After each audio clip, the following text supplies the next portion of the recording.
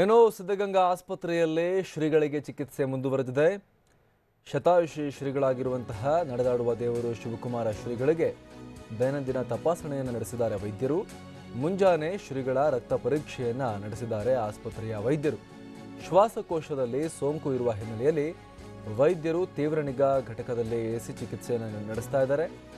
ಬೆಳಗ್ಗೆ 10 ಗಂಟೆಗೆ ಶ್ರೀಗಳ ಹೆಲ್ತ್ ಬುಲೆಟಿನ್ ಅನ್ನು ಬಿಡುಗಡೆ ಮಾಡಲಾಗುತ್ತೆ ಅನ್ನುವಂಥ ಮಾಹಿತಿ ಸಿಗ್ತಾ ಇದೆ. ಶ್ವಾಸಕೋಶದಲ್ಲಿ ಸೋಂಕಿರುವ ಹಿನ್ನೆಲೆಯಲ್ಲಿ ವೈದ್ಯರು ತೀವ್ರ ನಿಗಾ ಇರಿಸಿ ಶ್ರೀಗಳಿಗೆ ಚಿಕಿತ್ಸೆಯನ್ನು ನೀಡ್ತಾ ಇದ್ದಾರೆ.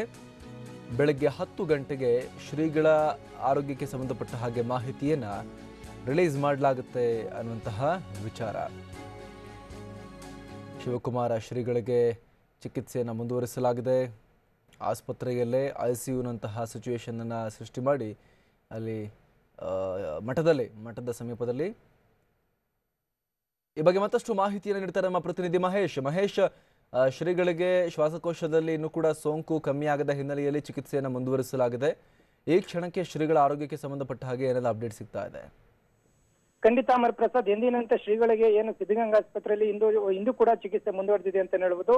ಶ್ರೀಗಳಿಗೆ ಏನು ಆಸ್ಪತ್ರೆ ವೈದ್ಯರು ರಕ್ತ, BP ಮತ್ತೆ ಹಾರ್ಟ್ ಬೀಟ್ ಸೇರಿದಂತೆ ಪ್ಯಾರಾಮೆಟ್ರಿಕ್ ತಪಾಸಣೆ ಕೂಡ ನಡೆಸಿರುವಂತದ್ದು. ಇಂದು ಬೆಳಗ್ಗೆ 5 ಗಂಟೆಗೆ ಸುಮಾರಿಗೆ ರಕ್ತ ಪರೀಕ್ಷೆ ಕೂಡ ನಡೆಸಿರುವಂತದ್ದು. ಸದ್ಯ ಶ್ರೀಗಳ ಆರೋಗ್ಯದಲ್ಲಿ ಸದ್ಯ ಸ್ಥಿರವಾಗಿದೆ ಅಂತ ಹೇಳಿ ಮಾಹಿತಿ ಇರುವಂತದ್ದು. ಆದ್ರೆ ಎಲ್ಲ ಒಂದ್ ಕಡೆ ಏನು ಶ್ವಾಸಕೋಶದಲ್ಲಿ ನೀರು ತುಂಬಿದಂತ ಹಿನ್ನೆಲೆಯಲ್ಲಿ ಅದನ್ನ ತೆಗೆಯುವ ವ್ಯವಸ್ಥೆ ಕೂಡ ಇವತ್ತು ಮಾಡ್ತೀವಿ ಅಂತ ಹೇಳಿ ವೈದ್ಯರು ಮಾಹಿತಿಯನ್ನ ನೀಡಿರುವಂತದ್ದು. ಮತ್ತೊಂದು ಕಡೆ ಏನು ಅಂತ ಹೇಳಿದ್ರೆ ಆ ಶ್ವಾಸಕೋಶದಲ್ಲಿ ಸೋಂಕು ಇರುವ ನೆಲೆಯಲ್ಲಿ ಅದನ್ನ ಏನು ವೈದ್ಯರು ಕೂಡ ತೀವ್ರ ನಿಗಾದಿಂದ ನೋಡ್ಕೊಳ್ತಾ ಇರೋ ಅಂತ ಹೇಳ್ಬೋದು. ಈ ಸೋಂಕು ಏನೋ ಎಷ್ಟು ಇದ್ ಮಾಡಿದ್ರು ಕಡಿಮೆ ಆಗ್ತಾ ಇಲ್ಲ ಅಂತ ಹೇಳಿ ವೈದ್ಯರು ಮಾಹಿತಿ ನೀಡಿರುವಂತದ್ದು. ಆದ್ರೆ ಅದರಲ್ಲಿ ಯಾಕೆ ಅಂತ ಹೇಳಿದ್ರೆ ಪ್ರೋಟೀನ್ ಏನು ಶ್ರೀಗಳ ದೇಹದಲ್ಲಿ ಪ್ರೋಟೀನ್ ಅಂಶ ಕಡಿಮೆ ಇರೋದ್ರಿಂದ ಸೋಂಕು ಕಡಿಮೆ ಆಗ್ತಾ ಇಲ್ಲ ಅಂತ ಹೇಳಿ ಮಾಹಿತಿ ಕೂಡ ನೀಡ್ತಾ ಇರುವಂತದ್ದು. ಒಟ್ಟಾರೆಯಾಗಿ ಇವತ್ತು ಏನು ಶ್ರೀಗಳಿಗೆ ಪ್ರೋಟೀನ್ ಅನ್ನ ನೀಡಿ ಆ ಸೋಂಕನ್ನ ಕಡಿಮೆ ಮಾಡುವಂತ ವ್ಯವಸ್ಥೆ ಕೂಡ ಮಾಡ್ಕೊಳ್ತಾ ಇರುವಂತದ್ದು ಅಮರ್ ಪ್ರಸಾದ್.